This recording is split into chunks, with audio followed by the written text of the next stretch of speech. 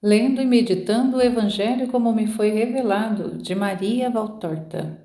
Em nome do Pai, do Filho e do Espírito Santo. Amém. Vinde, Espírito Santo, vinde por meio da poderosa intercessão do Imaculado Coração de Maria, vossa amadíssima esposa e nossa mãe. Amém. Vem, divina vontade, nesta ação que estou a fazer e em todas as ações que farei durante esse dia. Volume 1, capítulo 74, no albergue de Belém e nos escombros da casa de Ana. 9 de janeiro de 1945. As primeiras horas de uma luminosa manhã de verão. O céu tinge-se de cor de rosa em algumas tênues nuvenzinhas que parecem feitas de gaze desfiada sobre um tapete de cetim azul. Por toda parte ouve-se o canto dos pássaros, já embriagados pela luz. Pardais, melros, pintarroxos cantam, chilreiam, brigam por um pedacinho de erva seca, por uma lagarta, por um raminho a ser levado ao ninho, a ser enfiado no papinho, a ser virdipoleiro. As andorinhas se arrojam do céu ao pequeno rio para levar seus alvos peitos, tingidos em cima de ferrugem, e alegres pelo frescor da água, apanham algum mosquito ainda dormente sobre o talo da erva e fendem o ar com uma lâmina brunida, chilreando alegres. Duas lavandiscas vestidas de uma seda cinzenta passeiam graciosas como duas senhoritas ao longo da beira do riacho, conservando erguida a cauda, ornada com veludinhos negros. Vão espelhar-se na água, acham-se bonitas, retomam o passeio, escarnecidas por um melro, verdadeiro gaiato do bosque, que assovia atrás delas, com o seu comprido bico amarelo. Em uma ramosa macieira silvestre que se ergue solitária junto às ruínas, um rouxinol chama insistentemente sua companheira e somente se cala quando a vê chegar com uma comprida lagarta que se torce no aperto do bico fino. Dois pombos de torre, provavelmente evadidos de algum pombal da cidade, e que escolheram uma morada livre nas fendas de um torrão em ruínas. Abandonam-se às suas expansões. Ele sedutor, garganteando, e ela arrulhando pudica. Jesus, com os braços cruzados sobre o peito, olha para todos estes alegres animaizinhos e sorri. Já estás pronto, mestre? Pergunta Simão às suas costas. Já estou pronto. Os outros ainda estão dormindo? Ainda estão. São jovens. Fui tomar um banho no rio, umas águas frescas que desanuviam a mente. Agora eu vou. Enquanto Simão, vestido apenas com uma curta túnica, toma seu banho e depois põe a roupa, aparecem Judas e João. Deus te salve, mestre. Estamos atrasados? Não. Amanhã ainda está começando, mas agora preparai-vos logo e vamos. Os dois tomam banho, se vestem com a túnica e o manto. Jesus, antes de pôr-se a caminho, arranca umas florzinhas nascidas entre as fendas de duas pedras e as coloca em uma caixinha de madeira, na qual já estão outras coisas que eu não distingo bem. Ele explica: vou levá-las para a mãe. Ela gostará muito. Vamos. Aonde vamos, mestre? A Belém. Ainda? Parece-me que por lá não encontraremos bons ares. Não importa, vamos. Quero mostrar-vos o lugar onde os magos apearam e onde eu estava. Então escuta, perdoa sim, mestre, mas deixa-me falar. Vamos fazer uma coisa. Em Belém e no albergue, deixa que eu faça o discurso e as perguntas.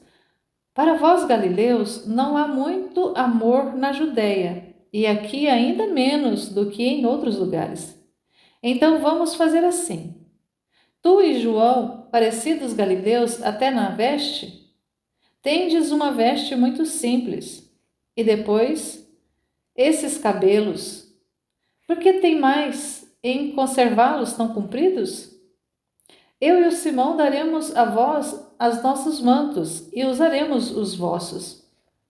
Tu, Simão, darás o teu a João, e eu ao mestre. Eis assim, estás vendo? No momento ficareis parecendo um pouco mais judeus. Agora isto, Judas tira o seu capuz. É um pedaço de tela com listras amarelas, marrons, vermelhas, verdes, como um manto, todas alternadas, estando preso em seu lugar por um cordão amarelo, e o coloca na cabeça de Jesus, ajeitando-o ao longo das faces, para esconder os longos cabelos loiros. João fica com o verde bem escuro de Simão. Agora está melhor. Eu tenho um senso prático. Sim, Judas, tu tens o senso prático. É verdade. Toma cuidado, porém, para que ele não sempre supere o outro senso. Qual, mestre? O senso espiritual. Não, mas em certos casos é bom sabermos ser mais políticos do que embaixadores.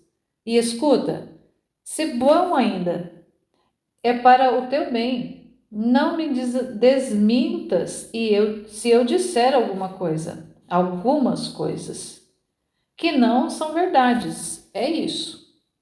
Que é que estás querendo dizer? Por que mentir? Eu sou a verdade e não quero mentira, nem em mim, nem em torno de mim. Eu não direi senão meias mentiras. Direi que estamos todos voltando de lugares distantes, do Egito talvez, e que desejamos ter notícias de amigos queridos. Direi que somos judeus que estamos de volta de um exílio. No fundo, em tudo há um pouco de verdade. E depois, quem estará falando sou eu. Mentira mais, mentira menos? Mas, Judas, para que enganar?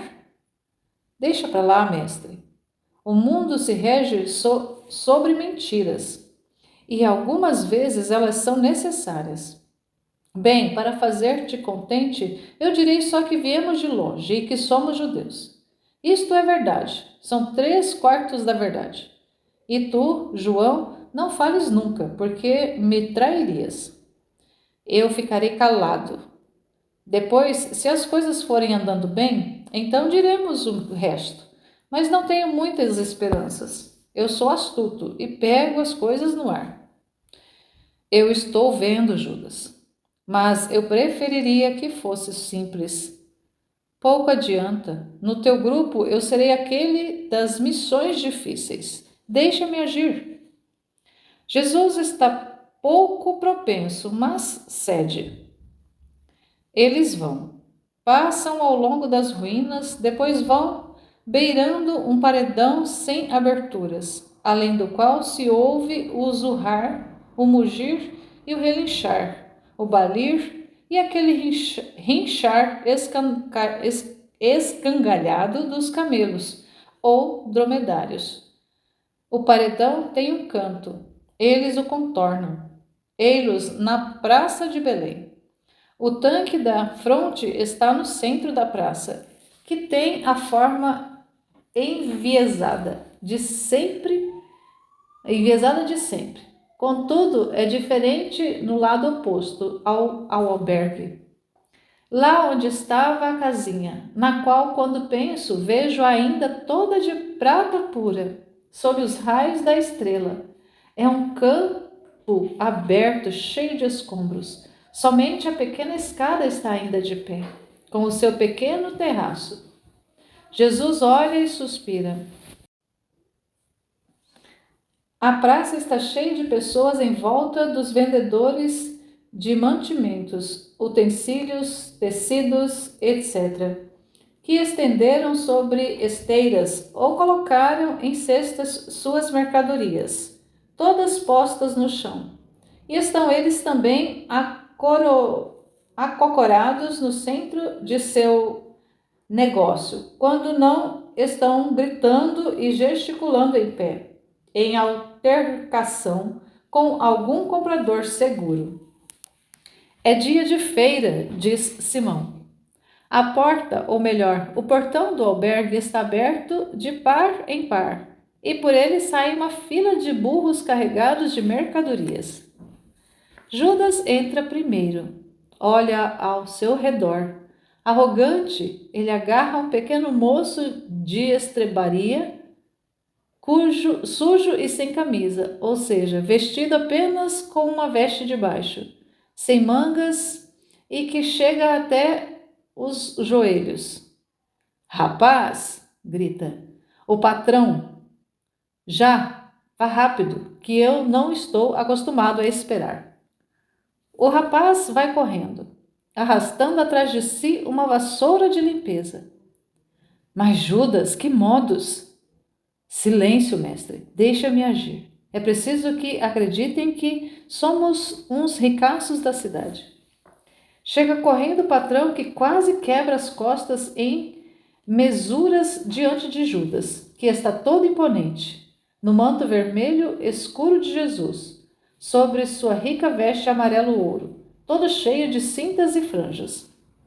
Homem, nós viemos de longe, somos judeus das comunidades asiáticas. Este aqui, nascido em Belém, está sempre perseguido e procura os seus amigos daqui. E nós viemos com ele. Estamos chegando de Jerusalém, onde adoramos o Altíssimo na sua casa. Pode dar-nos algumas informações? Senhor, o teu servo, tudo por ti, manda. Queremos saber de muitos, e especialmente de Ana, que tinha casa defronte do teu albergue. Ó, coitada, Ana não será mais por vós encontrada, a não ser no seio de Abraão, e com ela os seus filhos. Foi morta? Por quê? Não sabeis da matança de Herodes? O mundo todo falou dela e até César o definiu como um porco que se nutre de sangue. Ai, que ele foi que eu disse, não me denuncies. És mesmo judeu? Eis o sinal da minha tribo. E então, fala. Ana foi morta pelos soldados de Herodes, com todos os seus filhos, menos uma. Mas por quê? Era tão boa. Tu a conheceste? Muito. Judas mente descaradamente. Ela foi morta por ter hospedado aqueles que se diziam pai e mãe do Messias. Vem cá, neste quarto. As paredes têm ouvidos, e falar de certas coisas é perigoso. Entram em um pequeno quarto escuro e baixo. Assentam-se num baixo sofá. Pois é, eu tive um bom faro. Não é sem motivo que eu sou albergueiro. Eu nasci aqui, sou filho de filhos de albergueiros. Tenho a malícia no sangue. Por isso eu não quis recebê-los. Talvez um buraco para eles eu teria encontrado. Mas galileus, pobres, desconhecidos? Ah, não. O Ezequias não cai nessa. E depois eu sentia que eram diferentes. Aquela mulher com uns olhos. Não, ela devia ter o demônio dentro de si e que lhe falava. E ela trouxe aqui a minha mão, mas na cidade. E ela o trouxe aqui, a mim não, mas na cidade. Ana era mais inocente do que uma ovelhinha e os hospedou poucos dias depois, já com o menino. Diziam que ele era o Messias. Oh, quanto dinheiro eu ganhei naqueles dias, mais do que durante o recenseamento. Vinham também aqueles que não estavam obrigados a vir para o recenseamento. Vinham do mar e até do Egito para ver. E isso durante meses.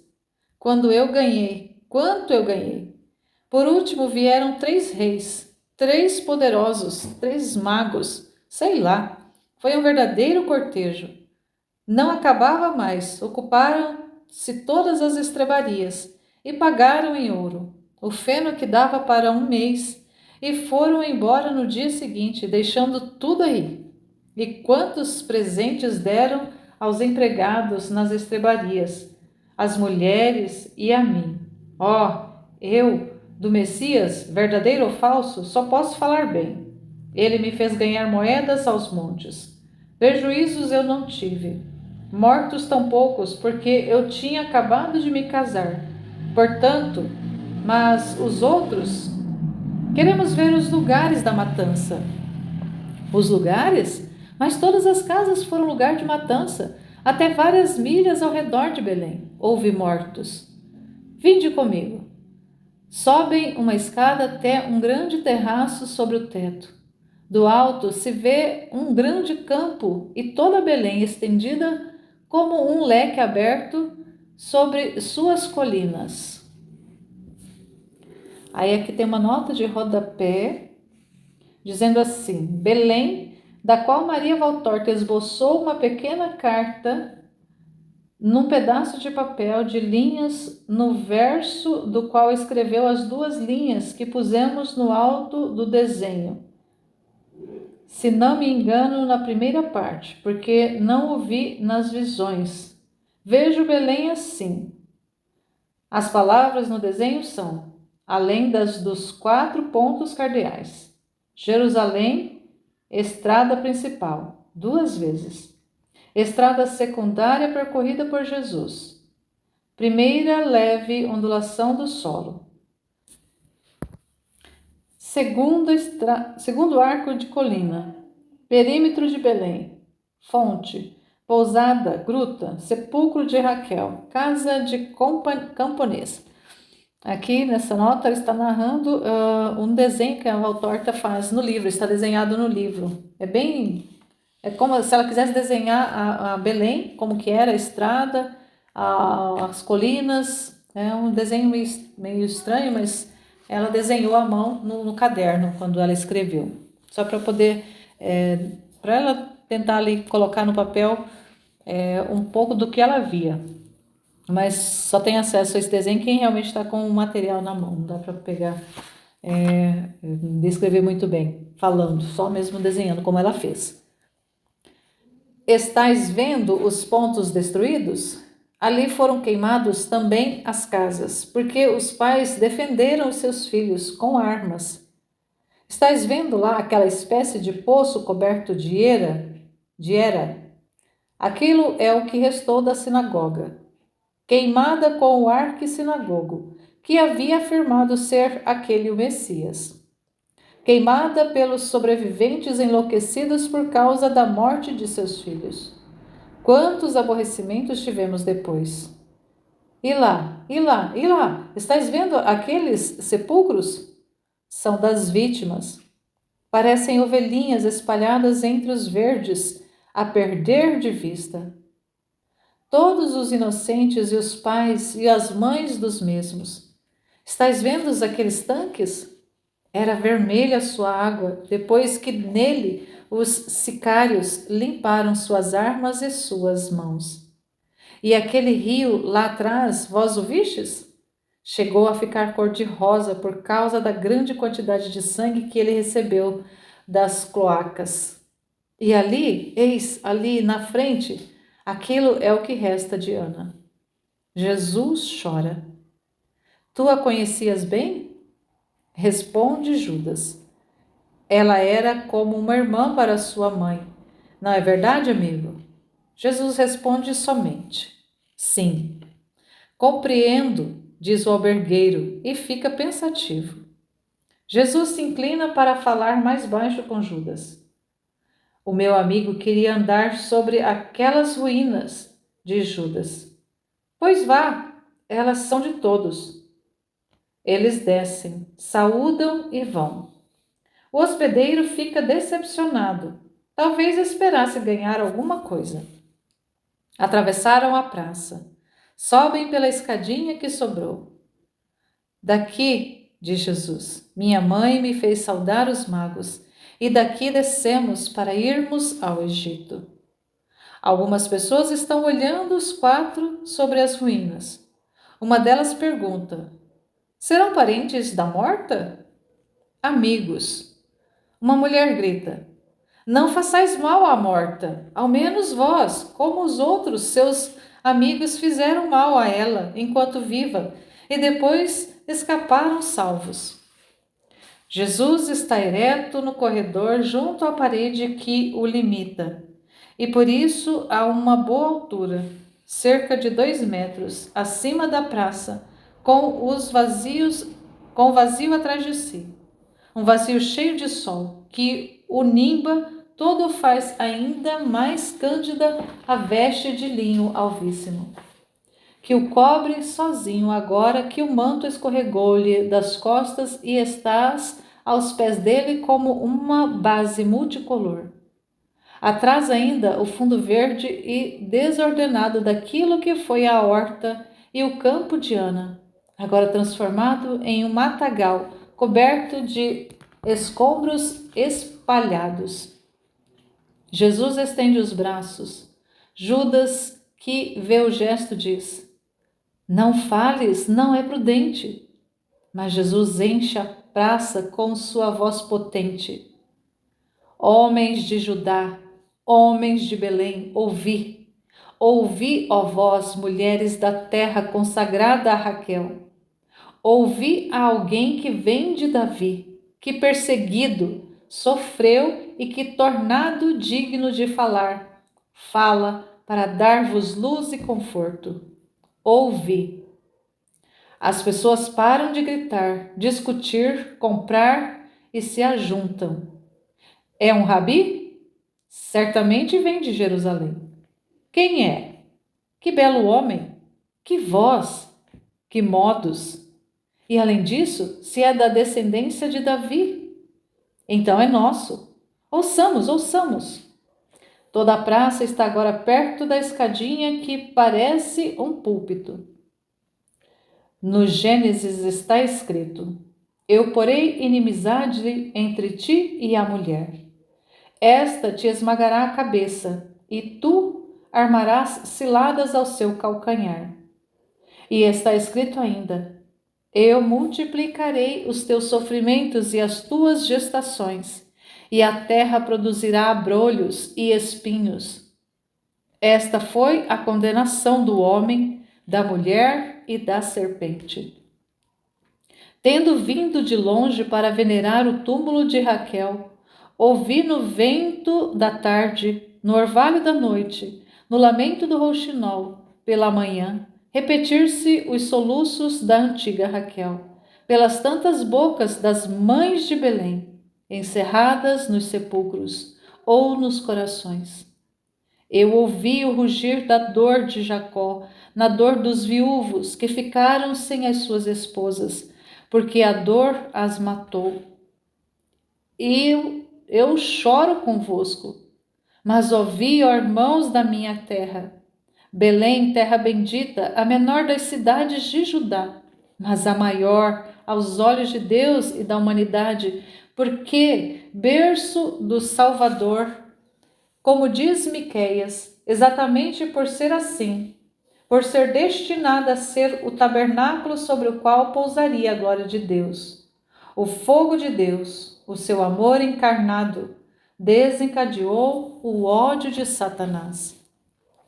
Porém, inimizade entre ti e a mulher. Ela te manterá sob os seus pés, e tu armarás ciladas ao seu calcanhar. Que inimizade é maior do que aquela que tem em mira os filhos, que são o coração da mulher? E qual é o mais forte pé do que aquele da mãe do Salvador? Eis porque foi natural a vingança de Satanás vencido. o qual não ao calcanhar, mas ao coração das mães, pela mãe, ocorreu a sua insídia. Ó multiplicados sofrimentos, ao perderem os filhos, depois de tê-los dado à luz. Ó terríveis espinhos de ter semeado e suado pela prole, e serem pais sem terem mais a sua prole. Mas jubila, Belém, o teu sangue mais puro, o sangue dos inocentes, fez um caminho de fogo e de púrpura para o Messias.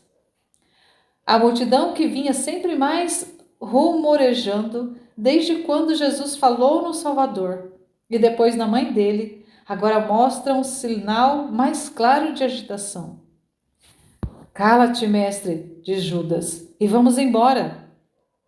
Mas Jesus não lhe dá ouvidos e continua. Para o Messias, que a graça de Deus Pai salvou dos tiranos, a fim de conservá-lo para a salvação do povo. E uma voz estridente de mulher grita: cinco deles eu tinha dado à luz, e mais nenhum está em minha casa. Pobre de mim! E grita histericamente. É o começo da algazarra. Uma outra se revolve na poeira, rasga as vestes, mostra uma de suas mamas mutiladas no bico e grita: aqui sobre esta mama é que degolaram o meu primogênito. A espada cortou-lhe o rosto, justamente com o bico do meu peito. Oh, o meu Eliseu! E eu? Eis ali o meu palácio, 3 túmulos em um, velados pelo pai, marido e filho juntos. Eis, se aqui está o Salvador, que ele me devolva os filhos, me devolva o esposo, me salve do desespero e de Beelzebul, me salve. Todos gritam: os nossos filhos, os maridos, os pais, devolva-os, se é que estás aqui. Jesus move os braços, impondo silêncio. Irmãos da minha terra, eu gostaria de devolvê-los vossos filhos em sua própria carne. Mas eu vos digo, sede bons, resignados, perdoai, esperai, alegrai-vos em uma esperança, jubilai em uma certeza. Logo reavereis os vossos filhos, anjos no céu, porque o Messias está para abrir as portas dos céus, e se for de justos, a morte será vida que vem e amor que volta. Ah, és tu o Messias? Dize-o em nome de Deus. Jesus abaixa os braços com aquele seu gesto suave, manso, que parece um abraço e diz: eu o sou. Fora, então é por tua culpa. Passa voando uma pedra por entre assovios e escárnios. Judas dá um belo salto. Oh, se ele tivesse sido sempre assim!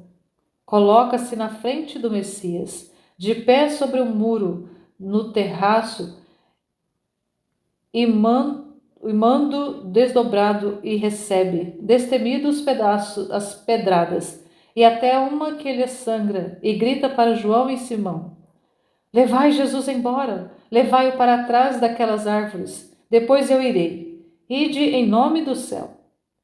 E para a multidão: cães hidrófobos, eu sou do templo, e ao templo e a Roma vos denunciarei.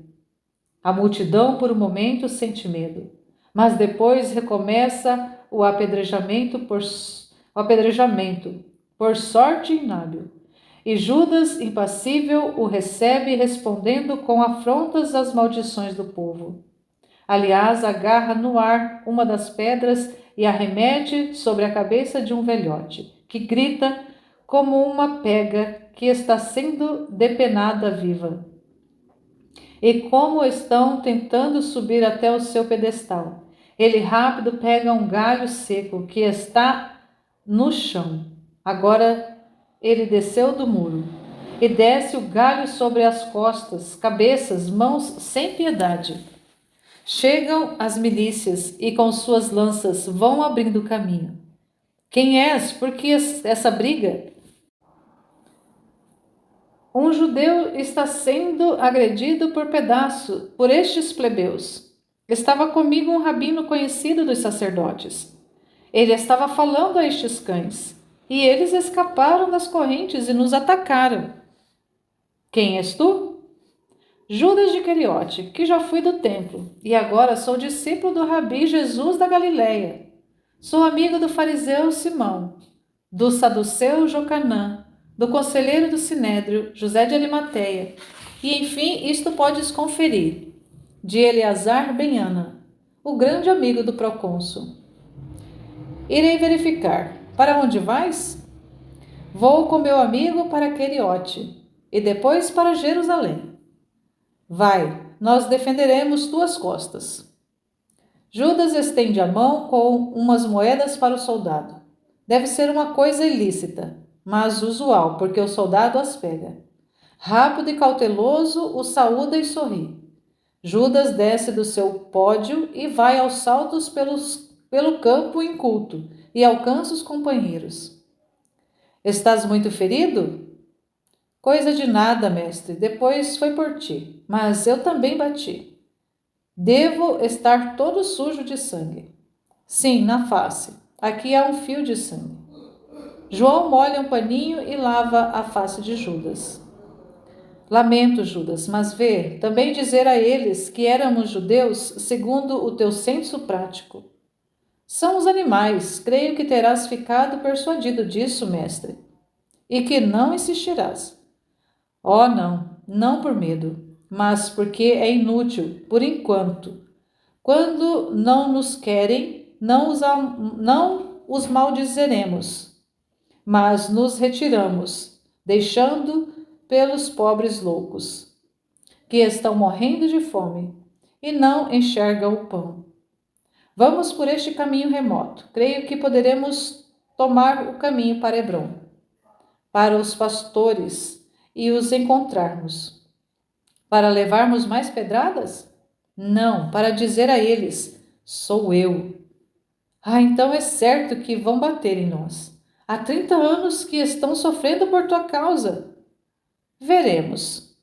E lá se vão por um pequeno bosque compacto, sombreado, fresco, e eu os perco de vista. Vou passar direto para o capítulo 75. Vou ficar apenas com a narração, não vou fazer comentários, fazer meditação em cima, porque são narrações de cenas e é importante que a gente adentre realmente nas cenas, nos diálogos ali e experimente, faça a experiência desse momento de Jesus retornando a Belém, passando, vendo Jesus sofrendo, chorando ali por causa daquelas pobres vítimas, pequenas vítimas que perderam a sua vida, deram a sua vida, não de forma livre, espontânea, mas as suas vidas foram ceifadas para que a de Jesus, para que a do Salvador, para que a do Messias fosse poupada. E posteriormente todos pudessem ter acesso à salvação. Então foram almas vítimas, santos inocentes. E no capítulo 75, Jesus reencontra os pastores, Elias e Levi. Vamos ver como foi esse reencontro. 11 de janeiro de 1945. As montanhas vão ficando muito mais altas e selvosas do que aquelas de Belém e elevam-se cada vez mais em uma verdadeira cadeia de montanhas. Jesus sobe na frente de todos, lançando o olhar à frente, em torno, como se procurasse alguma coisa. Ele não fala. Escuta mais as vozes da mata do que a dos discípulos, que vão alguns metros atrás dele, conversando entre si. Ouve-se ao longe um cincérro, mas o vento traz o seu som até Jesus. Ele sorri e se volta para os outros. Estou ouvindo as ovelhas, diz ele. Onde, mestre? Parece-me que na direção daquela colina, mas o bosque não me deixa ver. João não diz nada. Tira o seu hábito, os mantos todos o estão levando-os a tiracolo, enrolados porque estão acalorados. E só com a túnica curta se abraça a um tronco alto e liso, que eu diria de um feixo, e sobe, vai subindo, até que vê. Sim, mestre, há muitos rebanhos e 3 pastores, lá atrás daquele bosque. Depois ele desce e vão tranquilos. Serão eles? Nós perguntaremos, Simão, e se não são eles, nos dirão alguma coisa. Eles se conhecem entre si. Depois de andarem cerca de uns 100 metros, aparece um grande pasto verde, todo cercado por grossas e velhas árvores. Muitas ovelhas estão sobre o prado ondulado, pastando à beira a basta erva. 3 homens estão olhando. Um deles é velho, já todo encarnecido. Os outros têm uns seus 30 e o companheiro seus 40 anos, mais ou menos. Cuidado, mestre, são mandriões, aconselha Judas ao ver que Jesus apressa o passo. Mas Jesus nem lhe responde e vai alto, bonito, como o sol poente lhe batendo no rosto e com sua veste branca. Parece um anjo de tão luminoso que está. A paz esteja convosco, amigos, ele saúda, quando chega na entrada do prado. Os 3 se viram espantados. Há um silêncio.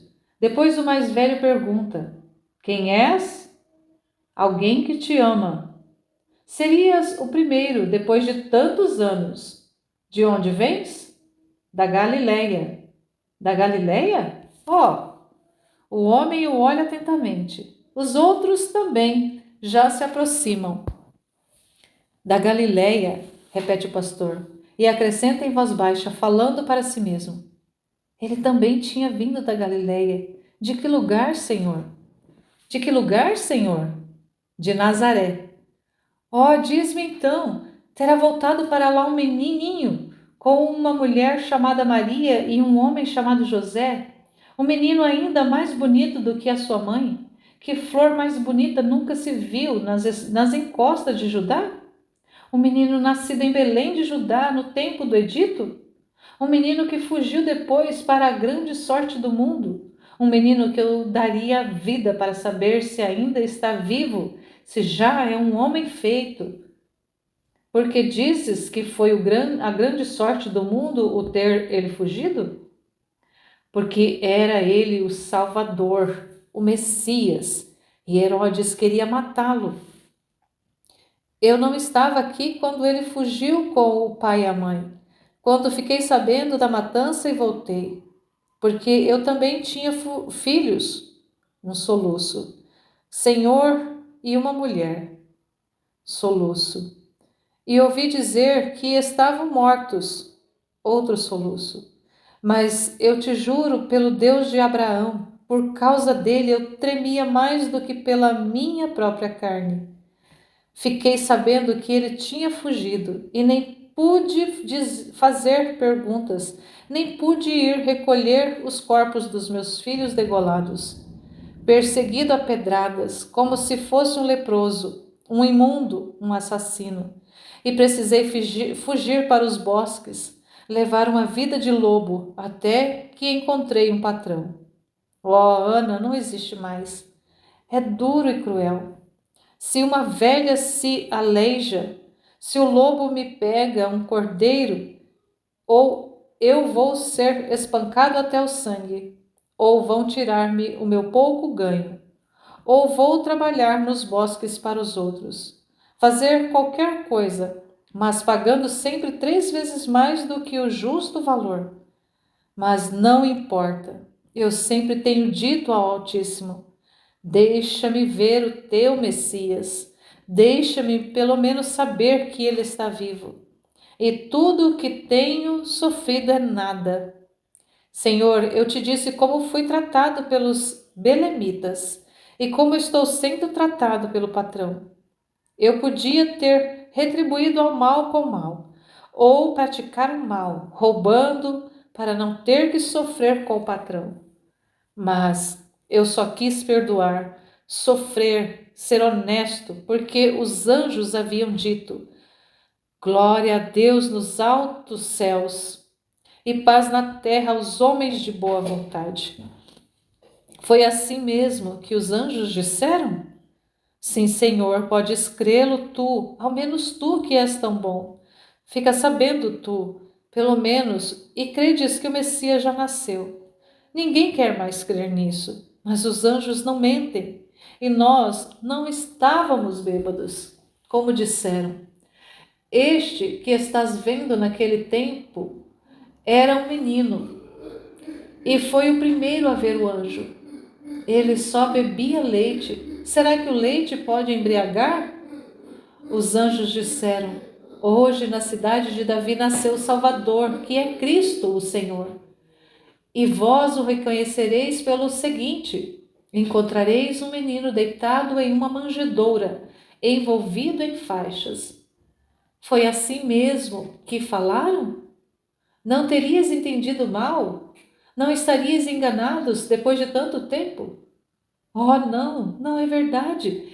Levi, para não nos esquecermos daquelas palavras, e nem o poderíamos, porque eram palavras do céu e foram escritas com o fogo do céu em nossos corações. Todas as manhãs, todas as tardes, quando o sol surge, quando brilha a primeira estrela, nós as dizemos como oração, como pedido de bênção, para que termos força e conforto em nós, em nome dele e da mãe. Ah, vós dizeis o Cristo? Não, Senhor, nós dizemos: glória a Deus nos céus altíssimos e paz na terra aos homens de boa vontade, por Jesus Cristo que nasceu de Maria em uma estrebaria em Belém, e que envolvido em faixas estava em uma manjedoura. Ele é o Senhor do mundo. Mas em suma, a quem vós procurais? A Jesus Cristo, filho de Maria, o Nazareno, o Salvador. Sou eu.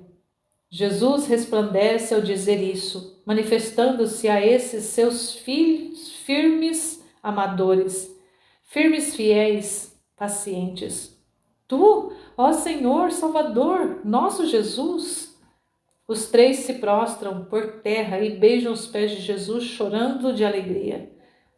Levantai-vos, levanta-te, Elias, e tu, Levi, e tu que não sei quem és. José, filho de José. Estes são os meus discípulos, João Galileu, Simão e Judas, judeus. Os pastores não estão mais com o rosto por terra, mas estão ainda de joelhos, largados para trás sobre os calcanhares, e adoram o Salvador com os olhos de amor, com lábios que tremem de emoção, com rostos embranquecidos ou avermelhados pela alegria. Jesus se assenta sobre a relva. Não, Senhor, sobre a relva. Tu não, ó Rei de Israel. Deixai, amigos, eu sou pobre.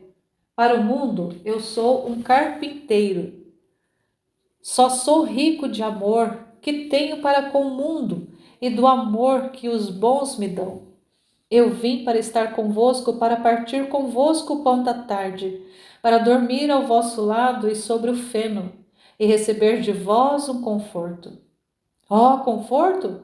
Nós somos rudes e perseguidos. Eu também sou perseguido, mas vós me dais o que eu procuro. Amor, fé e esperança, que resiste através dos anos e ainda dá flor. Estais vendo? Vós soubestes esperar, crendo sem dúvida que era eu, e eu vim. Ó, sim, vieste. Agora mesmo que eu morra, não tenho mais nada, mas que me dê aquela pena por uma coisa que foi esperada e não tida. Não, Elias, tu viverás até depois do triunfo de Cristo. Tu que vieste a minha aurora, deves ser também ver também o meu fulgor. E os outros? Vós ereis 12. Elias, Levi, Samuel, Jonas, Isaque, Tobias, Jonatas, Daniel, Simeão, João, José e Benjamim. Minha mãe me dizia sempre os vossos nomes, como sendo os meus primeiros amigos. Oh, os pastores estão cada vez mais comovidos. Onde estão os outros? O velho Samuel morreu de idade, há 20 anos.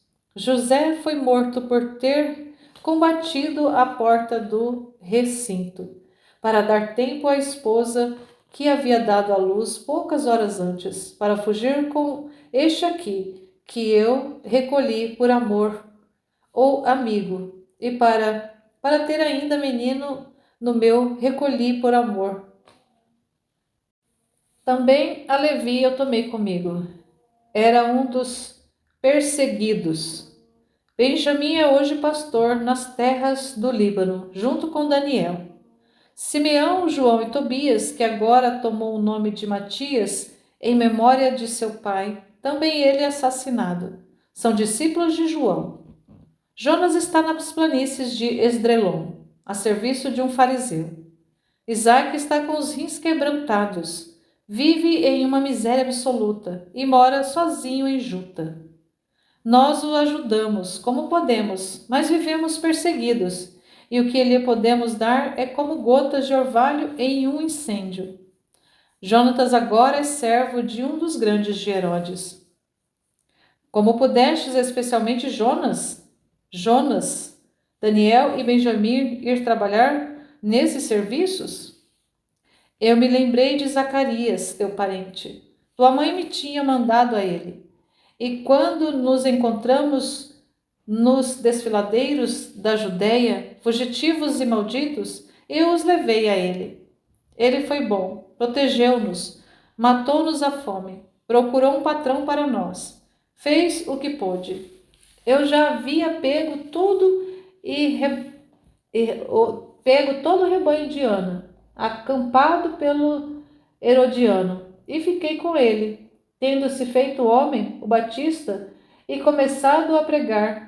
Simeão, João e Tobias o acompanharam. Mas agora o Batista está preso. Sim, mas eles estão de ronda perto de Maqueronte, com um punhado de ovelhas, para não levantar suspeitas, dadas por um homem rico, discípulo de João, teu parente. Eu gostaria de vê-los todos. Sim, Senhor, nós iremos dizer a eles: vinde, ele está vivo, ele se lembra de nós e nos ama. Eu e vos quer entre os seus amigos. Sim, Senhor. Mas antes nós iremos a Isaque. E Samuel e José, onde estão sepultados? Samuel está em Hebrom, ficou a serviço de Zacarias. José não tem sepultura, Senhor. Ele foi queimado com a casa. Não, entre as chamas dos cruéis, mas entre as chamas do Senhor e na glória. Logo ele haverá de estar. Eu vou-lo digo. A ti, José, filho de José, eu te digo: vem cá, para que eu te beije, e para dizer um obrigado ao teu pai. E os meus meninos? São anjos, Elias, anjos que repetirão o glória quando o Salvador for coroado. Coroado rei?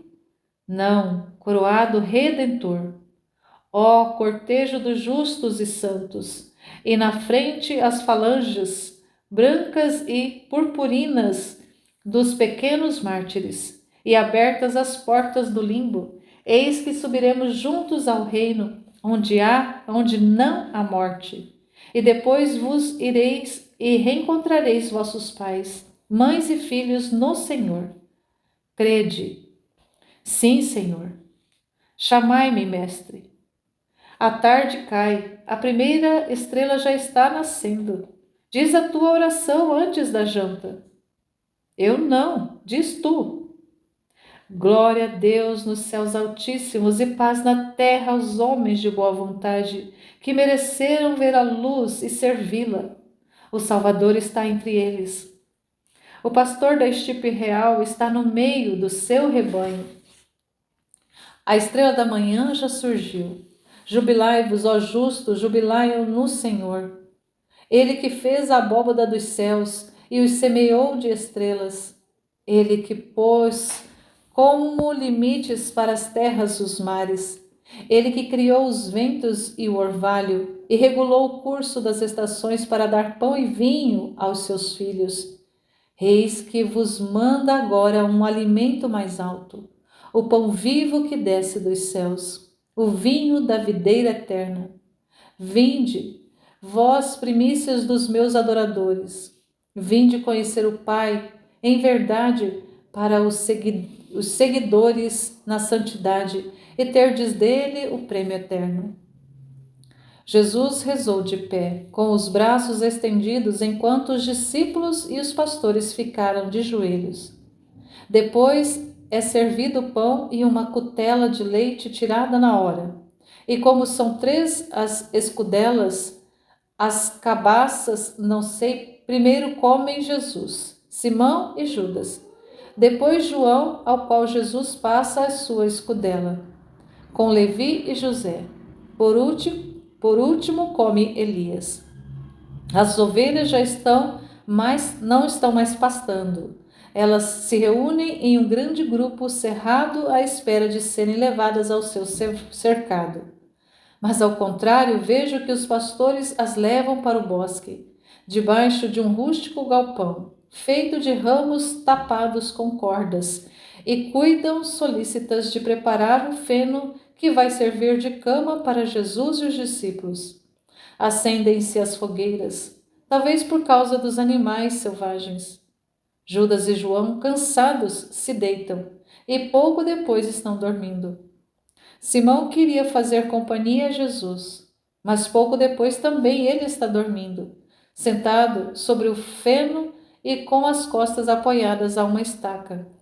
Ficam acordados Jesus e os pastores e falam de José, de Maria, da fuga para o Egito, da volta, e depois destas perguntas de amor, as perguntas mais altas: que fazer para servir a Jesus?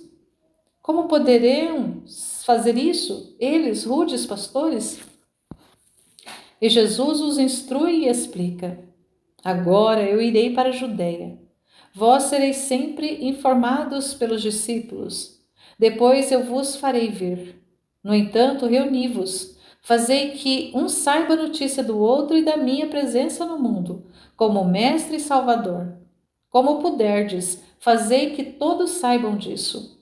Não vos prometo que acreditarão em vós. Eu sofri escárnio e maus tratos. Vós também os sofrereis.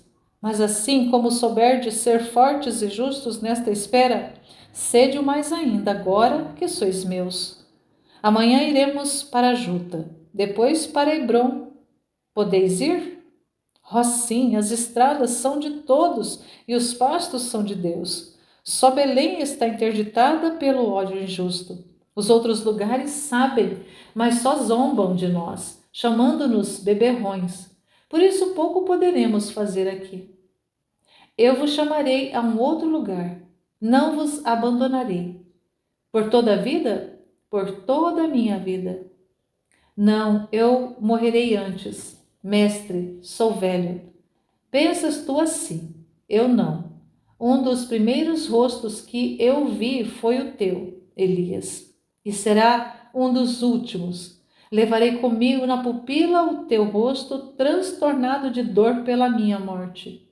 Mas depois será o teu a levar no coração o raiar de uma manhã triunfal, e com ele esperarás a morte, o encontro eterno com Jesus que tu adoraste pequenino. Também, então, os anjos cantarão a glória pelo homem de boa vontade. Não ouço mais nada, a doce visão se ofusca, termina. E que cena espetacular! Essa do encontro de Jesus com os pastores, embora não todos, mas que encontro, que reverência, que fé, que perseverança desses homens pobres, rudes, sem instrução, mas dotado de fé, pelo impacto que eles sofreram quando entraram em contato com Jesus. Eles viram Jesus criança, quando receberam a mensagem dos anjos que vieram comunicar que o rei de Israel havia nascido, que o Salvador havia nascido, que estava numa manjedoura. E eles creram, presenciaram, participaram desse momento da vida de Jesus e foram fiéis, foram fiéis. E por isso receberam a graça de ter esse encontro, de receber essa visita extraordinária de Jesus, ainda no início da sua pregação, ainda ali no início da sua missão missionária de pregar o Evangelho, de anunciar a boa nova, de anunciar o reino que estava chegando, que já estava no mundo. Que dera, Senhor, que nós tivéssemos essa fé desses pastores, a perseverança desses pastores, de esperarem em Ti, crerem em Ti, sofrerem, mas não deixar de esperar, não deixar de crer. Comer o pão que o diabo amassou, como diz a expressão popular, mas não desistir daquilo que daquela fé que estava cravada no coração deles, na alma deles. Que assim seja conosco, Senhor, pelo menos um pouco dessa fé desses homens simples de Belém, esses homens simples, cuidadores de ovelhas, pastores de ovelhas. Louvado seja nosso Senhor Jesus Cristo e sua Mãe Maria Santíssima, para sempre sejam louvados. Em nome do Pai, do Filho e do Espírito Santo. Amém.